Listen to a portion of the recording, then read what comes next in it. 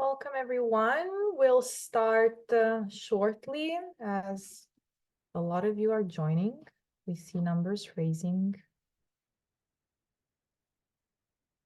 All right, welcome, everyone. We might get started with a few housekeeping rules while some other people join. Welcome to another EU DisinfoLab webinar. My name is Giovanna Sessa. I'm research manager at the EU DisinfoLab, and it is my great pleasure to welcome with us today Margot Fulde-Hardy for a very exciting session on FIMI in elections, an extremely timely topic in, well, most countries of the world, I would say, this year. Before we start the usual housekeeping rules, we will have a Q&A session at the end. It will not be via Zoom, it will be via Slido. So if you want to get acquainted with this tool, please go on slido.com. You can either scan the QR code that you see on screen or use the hashtag disinfo to connect, and we can start asking maybe our usual couple of questions of where are you connecting from and what is your sector. I will go ahead and answer that I am connecting from Italy. And I would say that now is the time to start. So here is another webinar of a series that has become almost a weekly tradition at the EU DisinfoLab of weekly webinars with expert members from our great community as a way for us to do some community engagement this year. This webinar, given the topic, is also our way to contribute to the Democratic Shield initiative within its cross-society action to safeguard the security integrity of the 2024 EP elections. And we could not have found a better speaker today for this purpose to tell us about FIMI and elections as Margot Fulde-Hardy. Margot, welcome. Margot is a consultant based in New York City who focuses on FIMI and elections integrity. She was previously employed at Viginum, which, as you may know, is the French agency to counter foreign disinformation, foreign digital interference, a lot to do with disinformation as well. She's also the writer of the newsletter Covertly Yours on Substack, which I generally urge you to subscribe to because it's truly amazing to stay on top of such topics. And today, Margot will present the results of her research on FIMI campaigns targeting elections from the last decade. So congratulations for this wonderful endeavor of covering elections from 2014 to 2024. She will present the methodology, discuss the DISARM framework, main findings, and so on. Without further delay, I will leave the floor to Margot for her presentation. Please stay tuned also on slido.com using the code disinfo to start asking your questions so that we can get right to them when Margot is finished with her presentation, and she will gladly take them. Margot, the floor is yours. Thank you so much for joining us. Hi, everyone, and thank you, Maria, and the whole EU DisinfoLab team for this invitation. It really, really means a lot to me. And as you mentioned, Maria, I have been working on FIMI in elections for the last years and trying to look at FIMI campaigns in election from 2014 to today. And what I want to present today are the results of this research, which I hope to be later published with Columbia in the next months. And so let me first share my screen. Okay, let me know, Maria, if you can see it. Yes, absolutely. We can see it. Okay.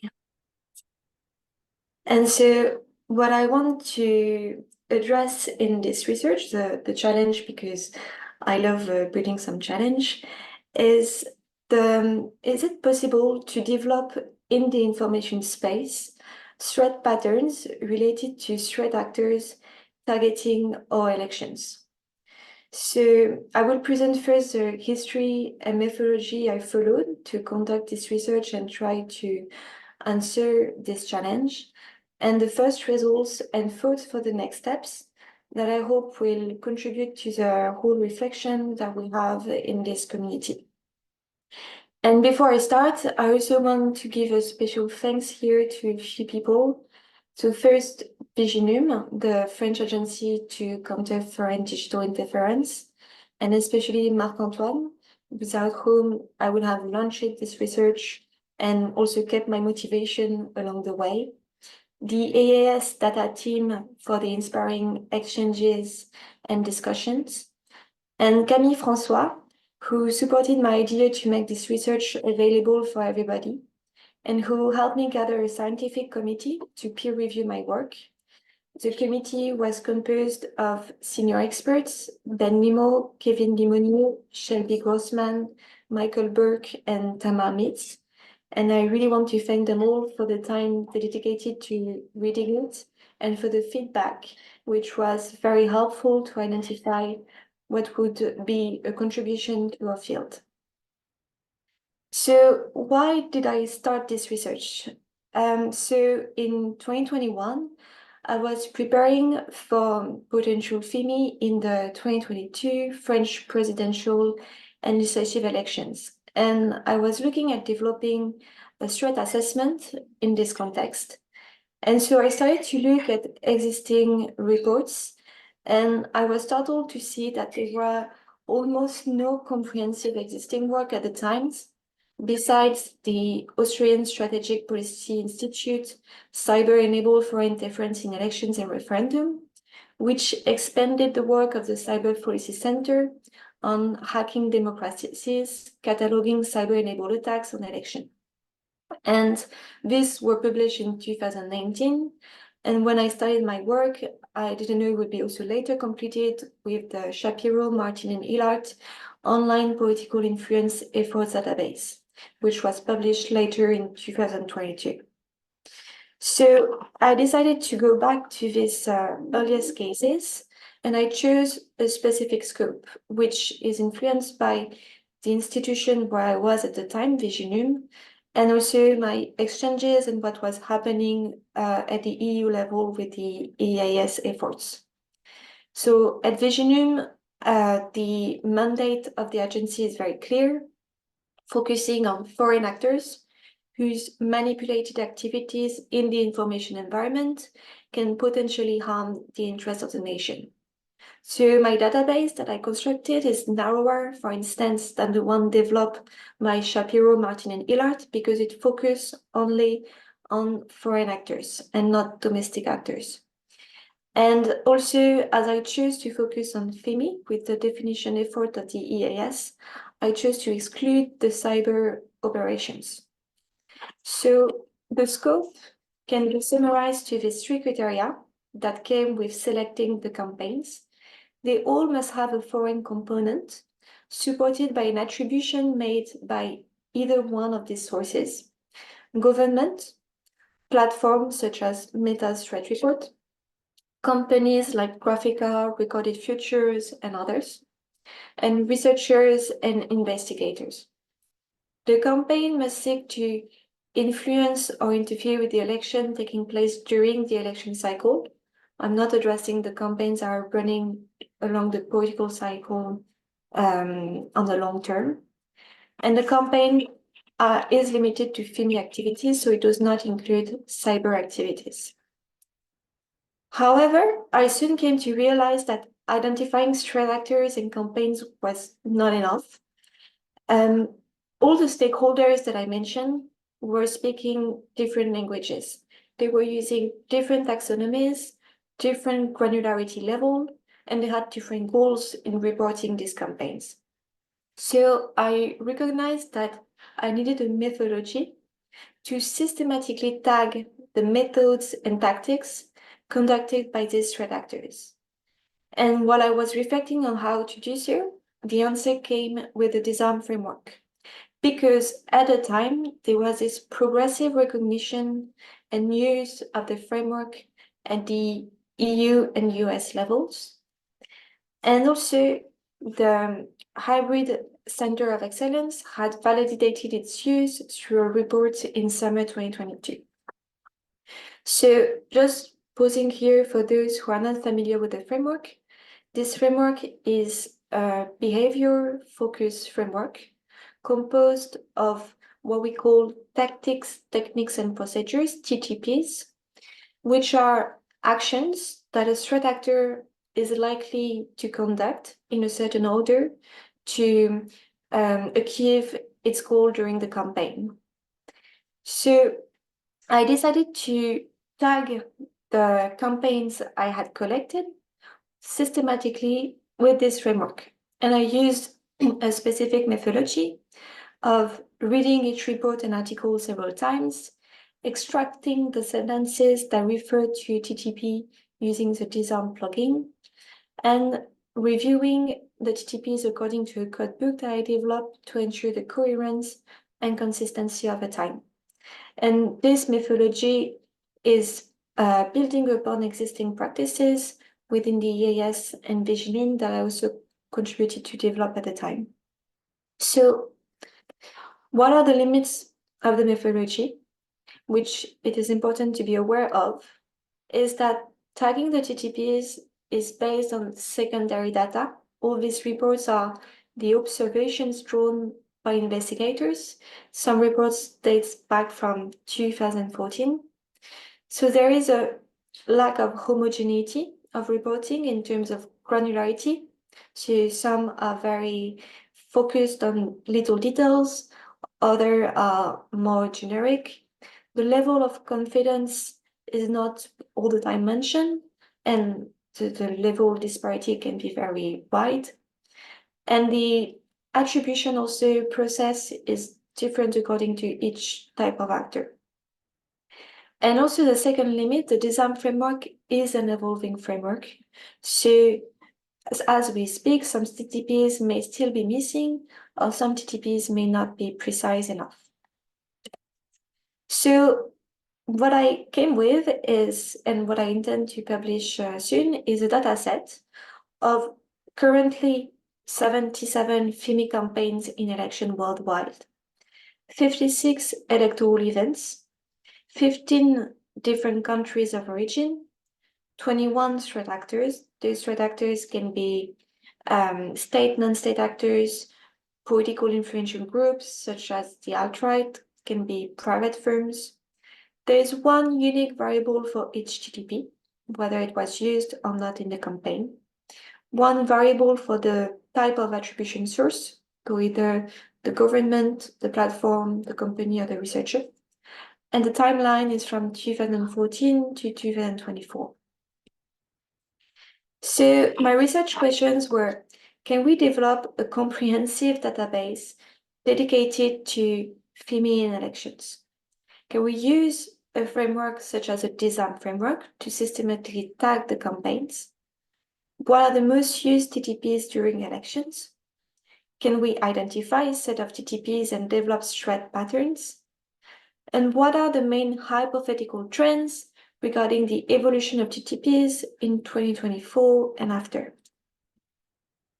So the first question, can we develop a comprehensive database dedicated to FIMI elections? So first, the database is dominated by campaigns targeting the US and Europe, the Western countries. After this, Africa and Latin America are the most covered continent. Asia's coverage rely exclusively on Taiwan, while in the Middle East, there is one occurrence of a FIMI campaign conducted against Bahrain by Iran. This means that the search for attributed campaign rely mostly on the visibility given to these campaigns. So some campaigns may be perhaps missing in Africa or in Asia because there were little visibility given to them, for instance, by the news cycle. So right now I'm reading a new publication, Bloomsbury collection on digital disinformation in Africa. And I'm discovering that there might be, for instance, some resources related to the African cases of FIMI that I may not have been aware of. Then The attribution process also relies mostly on platforms and private companies, and these stakeholders, they have their priorities. So it may also be possible that some campaigns might have not been reported because no resources were allocated to attributing certain inauthentic information manipulation cases. And then it is also important to recognize that FIMI is a Western concept developed by Europeans and endorsed by the United States, and where it is progressively being employed, for example, in Asia, may not be applicable to local contexts in certain regions. Here we use a framework such as the DISARM Framework to systematically tag campaigns. So here what is important is that the DISARM Framework really provides a precise taxonomy. It helps the analyst to be very clear about what type of assets she is looking at what type of tactics is being used by the threat actors. And it can, in the long term, contribute to harmonizing the reporting of all the stakeholders in the community. At the same time, it has two current limitations, which can be and need to be overcome. Many of its TTPs are subjective, not objective TTPs, which cannot be assessed looking only at the behavioral component.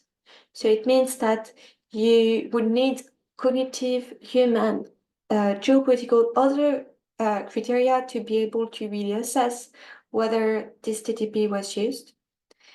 Most of the TTPs are also focusing on the preparation phase, a phase that is unlikely to be observed by most of the open source researchers. Meanwhile, the dissemination phase can be very limited at the moment for describing current campaigns.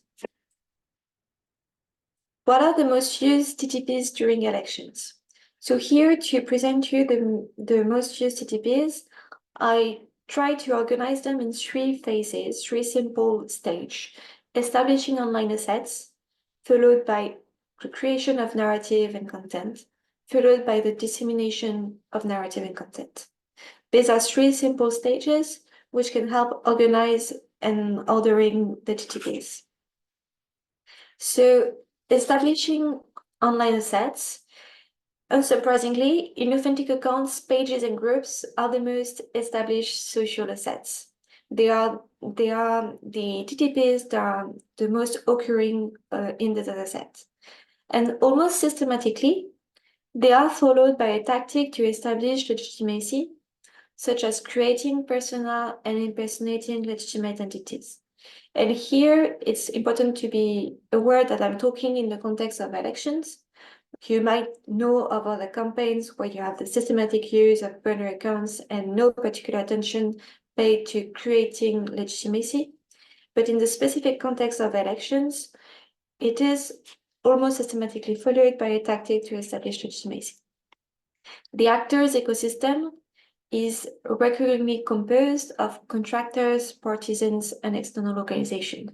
So it is important also to have this in mind, the proxies environment surrounding these online assets.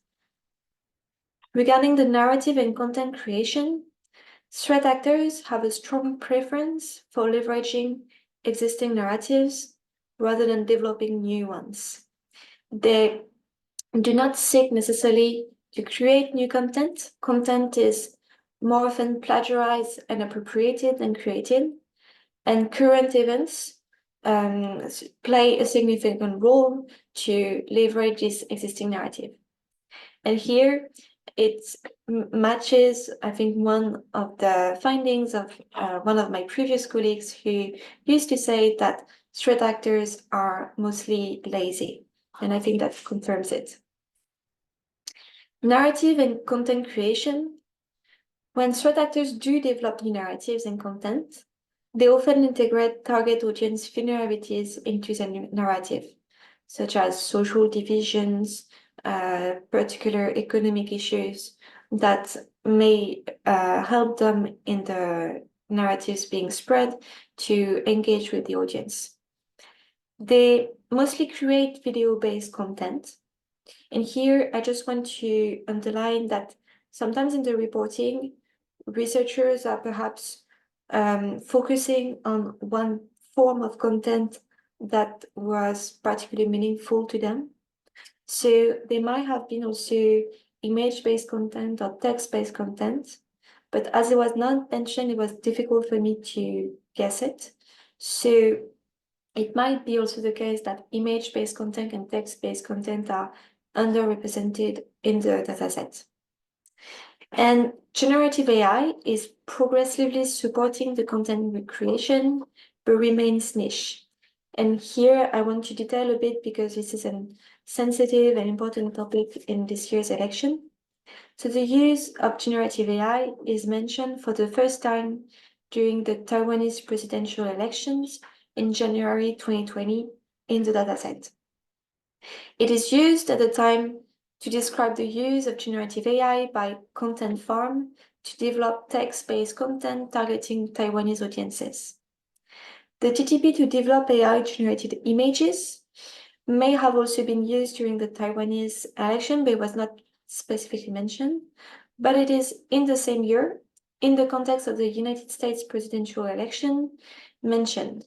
And it refers to the development of generative AI profile pictures that are developed to make inauthentic accounts posing as legitimate citizens.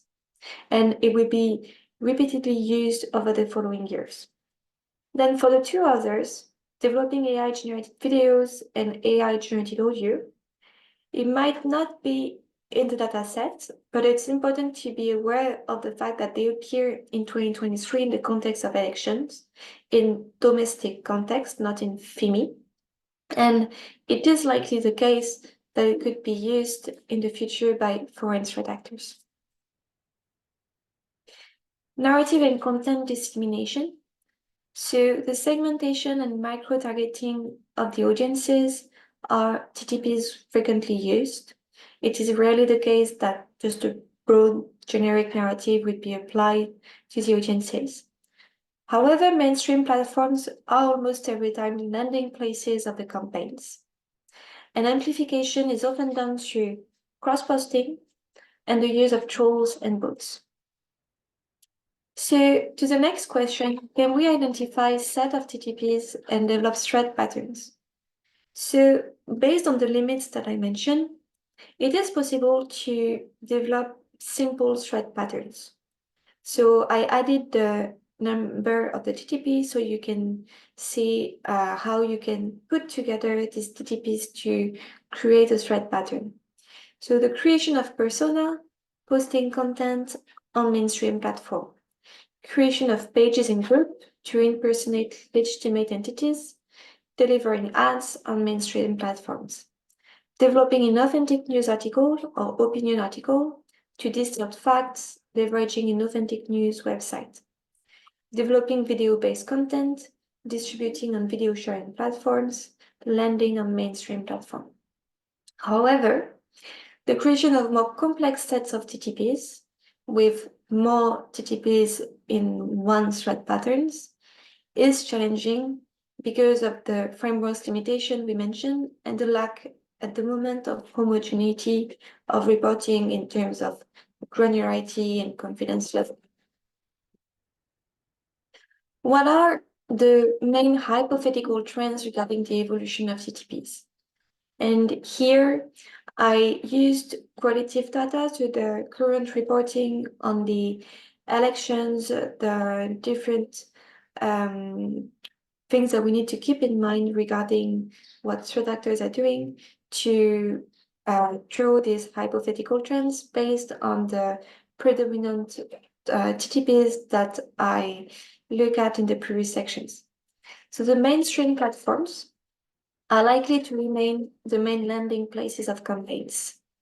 They are indeed the places to amplify narratives to the main public opinion. They are also intermediaries to redirect to alternative platforms. You often have a link providing a URL to redirect to another platform. And these platforms are used by influencers, which are the potential amplifiers of information campaigns. They likely are not looking to migrate on other platforms, probably also because, for example, of the content monetization strategy of the big platforms. Alternative platforms are likely to continue supporting the micro-targeting of specific audiences. So in 2017 dataset, you can see that there is a shift of threat actors' strategy to further micro-targeting and avoiding platform moderation.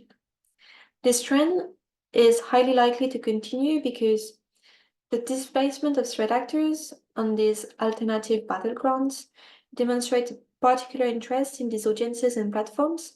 And in the context selection, they can be perceived as vectors that can facilitate the polarization of opinion and the discreditation of electoral processes. Social assets on social media platforms will certainly remain the main vector to disseminate the content. So creating social assets, unfortunately, such as accounts and pages, appear to easily bypass the safeguards put by platforms. It is the unfortunate reality. And meanwhile, websites appear easier to attribute to the investigation of their technical infrastructure. I mean by that we have seen with RN Doppelganger campaign, with the Portal Combat recent report by Vision, that when you have the website's infrastructure brought in, you have more infrastructure to explore and perhaps more possibility to follow the chain and attribute to a threat actor, while the bot on Twitter is a bot on Twitter, and it is unlikely to go beyond, except if the platform is sharing the data. The audio-visual content may become the most dominant form of content. So we have seen that video forms appear to be the most preferred form of content, which can also be explained, for instance, by the evolution of platform to address audience needs, so younger generations. And we have seen in recent cases in 2023 and 2024 that you have the use of audio deepfakes in the context of political campaigns. So audiovisual content could be increasingly used, also because podcasts appear to be a steady form of content to engage with users. And there were recent reports that influencers appear to be already targeted by podcast-related scams. And meanwhile, trust and safety teams, as well as fact-checkers, appear to have limited resources to quickly assess this form of content. I skipped one, so leveraging existing narratives and targeting audience vulnerabilities are highly likely to continue being the main tactic to develop narrative, but at a new scale. So indeed, to engage audiences, creating a new narratives can be more challenging and also more systematically debunked by fact checkers and investigations today. However, with the generative AI, you may have a new scale in terms of plagiarizing and appropriating articles to combine them into a new content to be disseminated.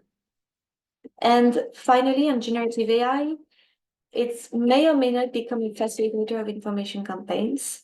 So I think it is too early to assess how it will be used by threat actors, because it remains associated with specific contexts, such as Taiwan or the United States, when it is used by foreign threat actors. I'm not talking about domestic campaigns. But this use of deepfake videos and audios in 2023, 2024 by domestic actors in Europe and Asia elections may be an indicator that foreign threat actors will use it also in the future. However, we've seen with the case of the US Hampshire election that the use of an external firm such as 11 Labs can be a vulnerability for the operator, because it is then likely possible to investigate further and perhaps trace back the operation to a threat actor. So I want to end with some conclusive thoughts on this research. So first, if we want to have a comprehensive data set looking at threat patterns in the context of election that we can associate with threat actors, it is really important to reintroduce the narrative component. In the last years, for political reasons, we have decided to focus on the behavioral aspect, which can be completely justified because of the special context, the political context. However, as you have seen, I have not mentioned a threat actor once in this presentation because it is not possible at this stage to connect together one threat pattern and one threat actor. We have been deprived of all the other characteristics regarding threat actors and the narratives being developed. So it will be important in the future to reintroduce the narrative component. It is important also to support evidence-based observations, not hypotheses. So both in the DISARM framework and in the reporting of researchers, it is important to encourage making observations based on evidence and not guessing what the threat actor attempted to do.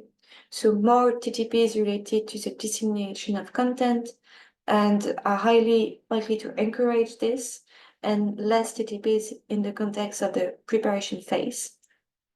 We also need to widen the scope of FIMI campaigns.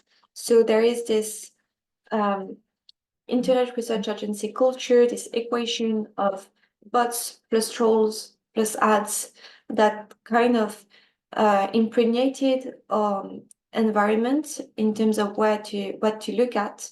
But you have many other campaigns such as ghostwriter, secondary infection that demonstrate that there are other type of weaponization of the infrastructure. And today, with the last reports we've seen from the Russian threat actor, for example, we see that we need to look at the open web and not only the social media platforms. We also need to embrace both overt and covert campaigns. There is still this distinction made between overt and covert, but this working in silos is not effective, especially because sometimes you have overt element being shared in covert campaigns, and which can be indicators of the threat actors or its motives. And finally, attributing remains challenging because all the stakeholders I mentioned were working in silos. Every type of source has its own attribution process. And if we want to effectively have a comprehensive data set which can enable cross-sector collaboration, we need a systematic process to attribute, which can be used by all stakeholders. So I want to finish with one conclusive provocative thought. Can we size the year 2024 as an opportunity to build the A part, the actor part, and the C part, the content part of the ABC framework of this dataset, to be able at some point for the next election to be prepared with threat patterns that we can associate to threat actors. Thank you really much for your attention. And as I said, I hope to publish the research and the dataset in the next months. Thank you. Thank you so much, Margot, for this exciting presentation. We have still 85 people in the room and a lot of questions already on Slido. For those of you who still didn't have the chance to ask their questions, please go to slido.com and do so using the code DISINFO. We can now show them on screen. And so let's start right away, as we have quite a bunch already. The first question is, do you have insights as to whether account assets established for one campaign are being reused for another campaign? That's a very good question indeed. So yes, in the reports that I used, for instance, when we look at the cases in 2015, 16, 17 of Russian threat actors, for instance, on Twitter, there is often the mention that these both trolls being used are repurposed from one targeted audience to another. So you have this redirection of account assets from one campaign to the other. It's also the case also in some African campaign related to the group Wagner. So yes, you have this redirection of assets. Great, and I imagine that the community increasingly using tools such as OpenCTI maybe can find similarities. So the next question that I see on the screen is, have you already applied these detected patterns to predict the current FIMI campaigns? So as you could see, I think from the tone of my presentation, I remain a bit skeptical at this stage on if it's possible to predict current FIMI campaigns. However, I think it's obvious on some specific aspects of campaigns to have an idea of what could be coming up.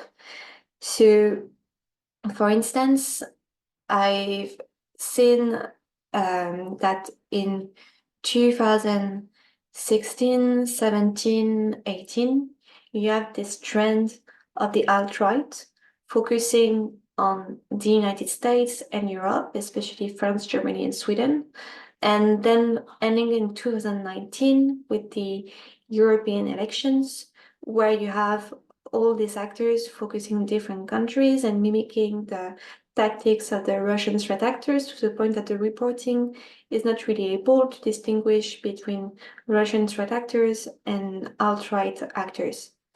And I think today we're already watching it. You have signals of, in Argentina and in Brazil, of these alt-right movements being influenced by 2020 and 2022 with the 2020 US presidential election, where you had already a lot of movement between the US alt-right and the alt-right in Brazil. And then in 2022, the Bolsonaro campaign that showed that you had again this interest in this importation exploitation narratives. And in 2024, first the Portugal elections in last March, you could see that you have an importation of these narratives from Brazil and Argentina in the Portuguese election. So it could be completely the case that again you have this exporting of narrative trends from these specific threat actors that could affect again the European elections in the same dynamics. That's very interesting and concerning indeed. The next question, which I have to say is one of my favorites, is what is your take on domestic interference, FIMI using domestic proxies? I think that's a sort of never-ending conversation when it comes to this topic. So what's your take on this? I think that we perhaps have to be a bit clearer about what we mean by proxies, because we can think that proxies are necessarily malign actors, but we have seen, especially with Doppelganger RN campaign, that media, domestic media, which are reputable media outlets, can be themselves victims of this campaign and kind of leverage as proxies because of their reputation. You can also have influencers that are wittingly or unwittingly being used to amplify the content. So if we think of 2020, in September, the Carnegie Endowment reported on these journalists in relation to the US presidential campaigns that were recruited on freelance websites and other websites to write short stories related to a specific angle for two websites that were likely built by the Internet Research Agency.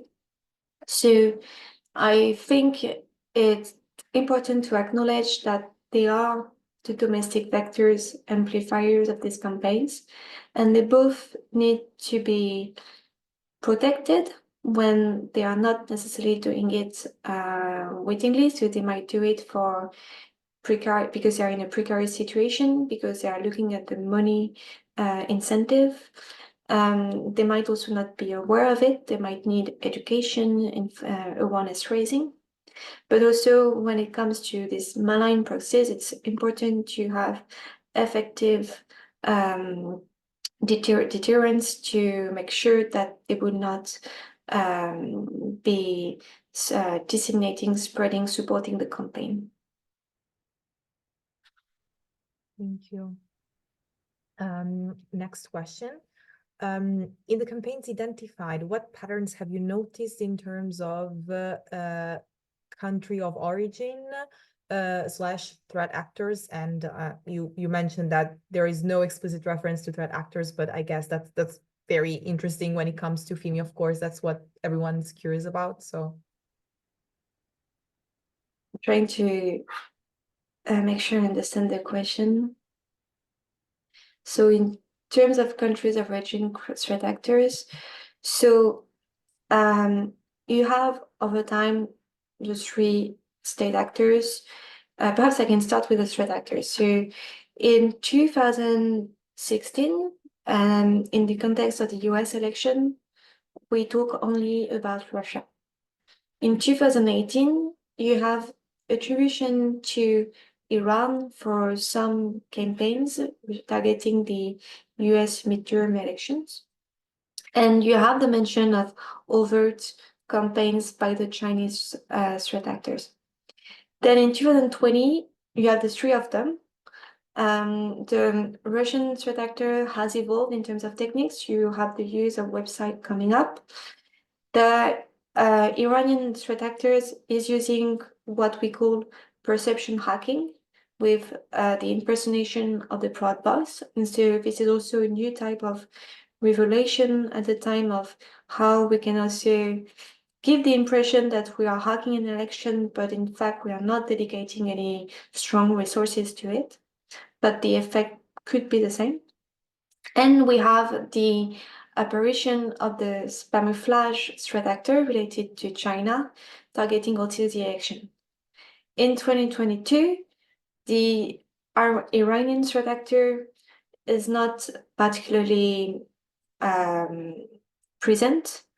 The Internet Research Agency is there, but using the same assets. And the Chinese threat actor is likely building upon what it already developed in 2020. So on threat actors, you have this progressive appearance of these three main threat actors. Mimicking each other, we can also see that the Chinese threat actor is catching up with the Russian tactics, especially the question of being able to leverage domestic issues. And you can also see that presidential election compared to midterm elections are not targeted the same way. In 2022, we have to be aware that, of course, there was the Ukrainian, for the war in Ukraine, so there might also be a question of prioritization. But so the study of these threat patterns between state actors shows that you have this question of prioritization and resources, so the reuse of previous assets, the mimicking of patterns, and the evolution and sophistication over time. Regarding the non-state actors, it is indeed the multiplication of private firms, as it was already revealed in 2019, 2020, especially hired by domestic actors in Africa and in Latin America. And these private firms, they look to have more resources, to have more, perhaps, tools or capacity to conduct operation at some scale. And I will stop there. Thank you. That's a second analysis within your presentation. So that's very much appreciated and on the spot. Next question. You wrote in the slides that FIMI is a Western concept. How so? So FIMI, as such, was defined by the European Union External Action Service data team in an effort to bring the European countries together to tackle this phenomenon. Because if we were to look only the behavioral aspect, we would not look at the narratives. And so that would prevent from addressing sensitive question of why is this country from the EU also targeting my country? We're supposed to be partners, not adversaries. So that was the reason. And this year of election has, when I've been covering the newsletter, the election happening mostly right now in Asia, with the Indonesia, Pakistan, India, you have South Korea, of course Taiwan at the beginning of the year. But in all these elections, it was very hard for me to use the term FIMI, because most of these campaigns look like information campaign, but are conducted by the government, by the political parties, targeting their own citizens. So the idea that you have a foreign threat actor trying to jeopardize our democratic processes is a Western concept. It does not mean that you don't have other foreign threat actors that are trying to influence these countries, but it is not framed this way. However, there is a change in this. So I've seen a report by the Universidad de Navarra, Spanish university, who question the Indian perspective of FIMI. So you have this report talking about the FIMI notion in the case of India. And you also have Taiwan, which is now employing the term FIMI, especially when it's addressing the question of collaboration with Ukrainian stakeholders to increase resiliency against this phenomenon. But it is important to have this in mind, that it was developed by Western actors, and it may not be applied systematically to other contexts. And I want to mention here the book that I'm reading through and explaining in my newsletter, the Digital Disinformation in Africa, is especially making this point about the specificity of digital campaigns in African elections, that they do not necessarily mimic what we are observing in the case of Western countries. Very clear, thank you. Next question. Thanks for your presentation, of course. Any policy recommendation to international bodies like the EU based on your research findings? So I think some were implicit when I mentioned the role, for instance, that mainstream platforms are having today in these campaigns. And as I said, it is unfortunate that it's still so easy to create so many assets and accounts, and I've seen all the effort of this community to flag those to platforms, and also there is really a gap here that needs to be addressed in terms of the role of social media platforms. But my main recommendation is more for civil society actors, of the need to develop perhaps more workshop trainings to really expand this culture of a similar shared taxonomy. Like the idea to have a reporting that is systematic and harmonized, whether we look at the threat actors, the behaviors, and the narrative, is really important if we want to have some kind of early warnings and to be in a more proactive behavior than we are today when we are reacting to these campaigns. Thank you. Which connects well, I think, to the next question, which is starting from a comment. So this research is really impressive. Is there an equally impressive amount of work being done to use the outcomes in order to fight FIMI? So I believe these two, the previous one and this one work well together. So what I want to suggest here with this research is that everybody takes it as a first step, a first effort to take all these cases and put them together in the same data set, to identify the gaps that I mentioned regarding the attribution process, the solo focus on behavior and not narrative and threat. And I think the first step would be, before thinking about the outcomes to fight, would be to expand it.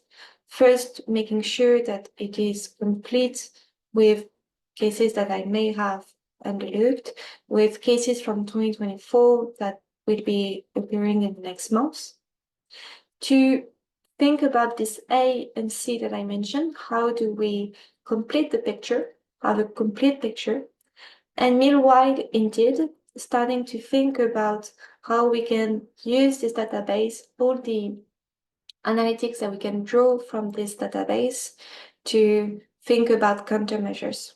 But I think it's important not to be too quick. I think it's important to prioritize this type of action of how to counter FIMI, but to make sure that the basis is strong, is robust, and is evidence-based.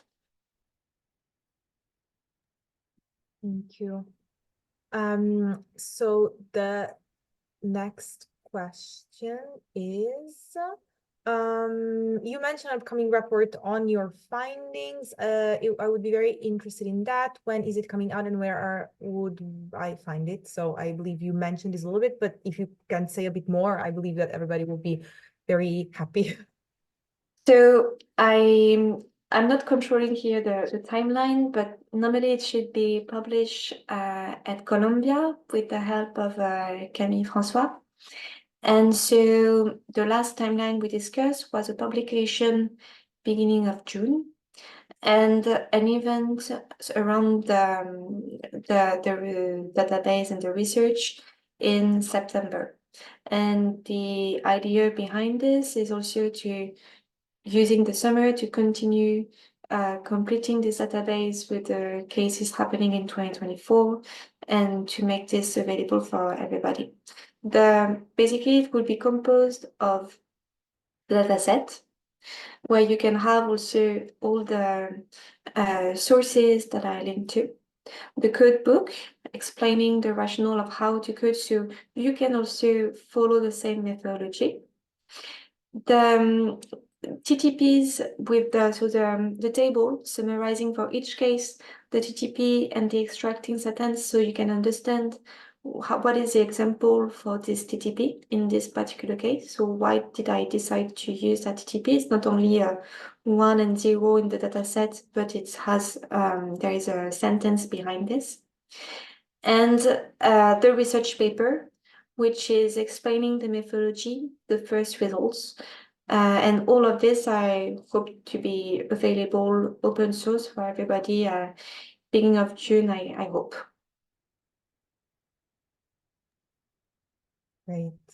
We will be very excited to read about it. Maybe I'm gonna go to the second question on the screen because it has been appearing for a while. Where do you see the potential role of provenance? And in this case, it's C2PA is mentioned. To be honest, I'm not familiar with it, so I had to Google it, and it's the Coalition for Content Provenance and Authenticity, which addresses the prevalence of misleading information online through the development of technical standards for certifying the source and history or provenance of content. It reminded me of a similar project, or on that wave more or less, about unique media identifiers. We had a webinar some time ago if you want to go back and see it. So where do you see the potential role of provenance in aiding the identification of FIMI campaigns, disinformation more generally? If you have any comment on that. So I think what's specifically referred to here can be seen as a sublayer of this attribution process to help the identification. To identify FIMI campaigns, we will need several types of layers, and this one can be one of them. And what would be very helpful here is to have this discussion on how do we have a common methodology to identify and attribute these campaigns, no matter if we come from government, private companies, platforms, or civil society. And here we have a good basis with the 2022 NATO hybrid COE report on the attribution framework. I think there are other research being developed at the moment addressing a bit further this question, but I think there is a lack of a general discussion on how to address this collectively to enable this information sharing between all the stakeholders. Again, the issue of harmonization comes up as very urgent. I think we have time for a couple of more questions. The next one being, how can we overcome the lack of intel in the preparation phase? Well, not an easy one. So here I think there's not one recipe. It will be always political and based on the will of certain stakeholders to share this data, but at least to recognize who has it, who owns this data, and what type of processes, systematic processes we can put in place to exchange. It doesn't mean that there is a promise that we will receive this intel, but to have a more to have processes more systematic to create this collaborative works between the different stakeholders, I think could be a good step forward. Thank you. And the very final one, more of a yes or no question and probably food for thought for the future. Is North Macedonia included in your research as they have ongoing elections and the presence of malign influence is notable? So I'm not sure of the year. I think it's 2018, but the person who wrote it knows more better than me. If that's 2017 or 18, but I had the referendum on the name of North Macedonia that is covered in the dataset. And indeed, I think I see some existing reporting. And if the person wants to send to me any open source reporting so that I can include it in the dataset already, please feel free to do so. Fantastic. I believe we are running out of time, although there are quite some questions still, but maybe that's a good inspiration for a future webinar. We would love to have you again, Margot. Thank you so much in the meantime for this really fruitful session, which has been recorded in case you didn't notice, and will be made available as usual on our website and on our YouTube channel. We have upcoming webinars, as you can see on screen, focusing on TikTok, AI-related risks during elections, and again, following our track work on climate change, disinformation. That was all for today.